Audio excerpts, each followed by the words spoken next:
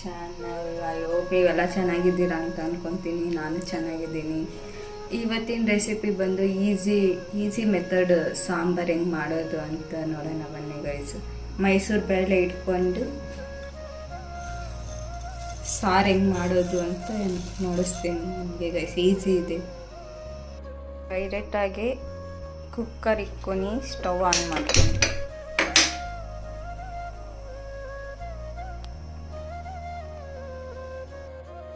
ಆಮೇಲೆ ಆಯಿಲ್ ಹಾಕೊಂಡು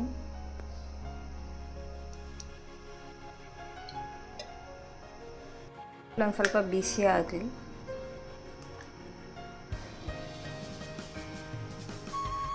ಅದು ಬಿಸಿ ಆದಮೇಲೆ ಜೀರಿಗೆ ಹಾಕ್ಕೊಳ್ಬೇಕು. ಅದ್ರ ಜೊತೆ ಮೆಣಸಿನ್ಕಾಯಿ ಹಾಕ್ಕೊಂಡು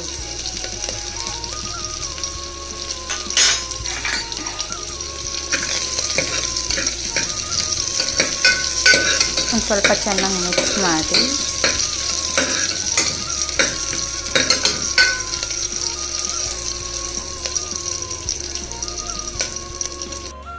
ಬೆಳ್ಳುಳ್ಳಿ ಹಾಕ್ಕೊಂಡು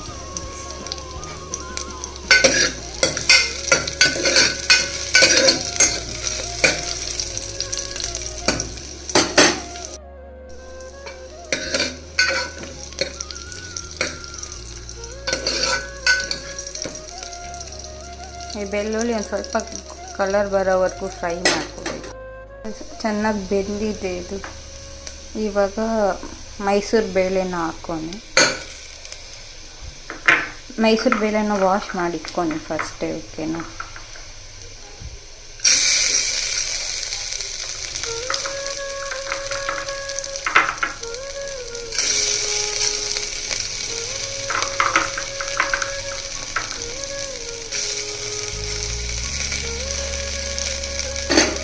ಒಂದು ಟೈಮ್ ಮಿಕ್ಸ್ ಮಾಡಿ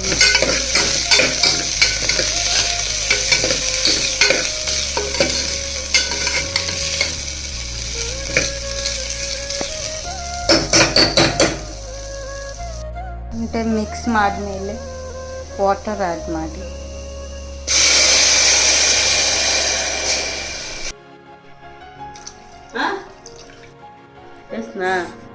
ಸರಿಯೋಗಷ್ಟು ಉಪ್ಪು ಹಾಕ್ಕೊಂಡು